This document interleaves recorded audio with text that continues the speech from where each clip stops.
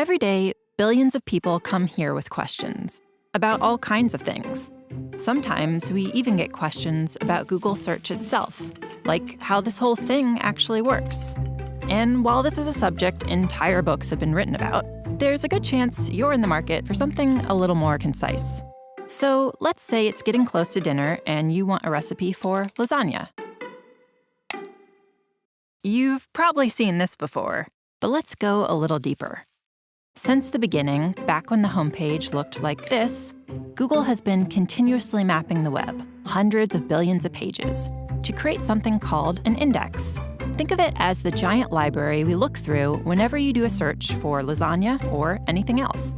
Now, the word lasagna shows up a lot on the web. Pages about the history of lasagna, articles by scientists whose last name happened to be lasagna, stuff other people might be looking for. But if you're hungry, randomly clicking through millions of links is no fun.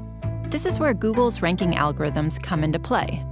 First, they try to understand what you're looking for, so they can be helpful even if you don't know exactly the right words to use or if your spelling is a little off. Then they sift through millions of possible matches in the index and automatically assemble a page that tries to put the most relevant information up top for you to choose from.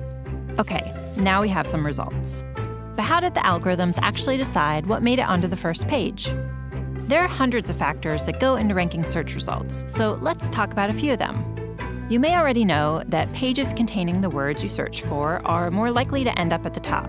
No surprise there. But the location of those words, like in the page's title or in an image's caption, those are factors too. There's a lot more to ranking than just words. Back when Google got started, we looked at how pages link to each other to better understand what pages were about and how important and trustworthy they seemed. Today, linking is still an important factor. Another factor is location, where a search happens. Because if you happen to be in Ormea, Italy, you might be looking for information about their annual lasagna festival.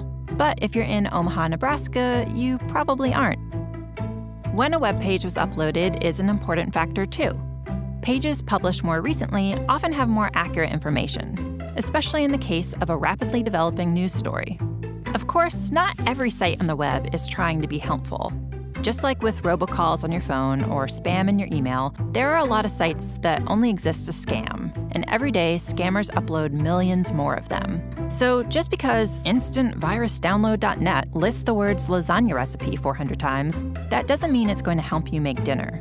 We spend a lot of time trying to stay one step ahead of tricks like these, making sure our algorithms can recognize scam sites and flag them before they make it to your search results page.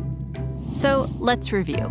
Billions of times a day, whenever someone searches for lasagna, or resume writing tips, or how to swaddle a baby, or anything else, Google's software locates all the potentially relevant results on the web, removes all the spam, and ranks them based on hundreds of factors like keywords, links, location, and freshness.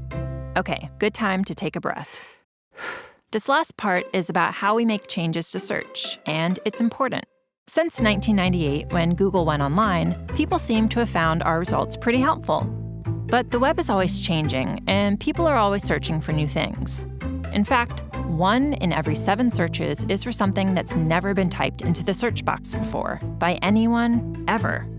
So we're always working on updates to search, thousands every year. Which brings up a big question. How do we decide whether a change is making search more helpful? Well, one of the ways we evaluate potential updates to search is by asking people like you.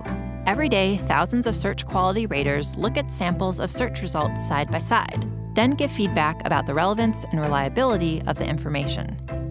To make sure those evaluations are consistent, the raters follow a list of search quality evaluator guidelines. Think of them as our publicly available guide to what makes a good result good.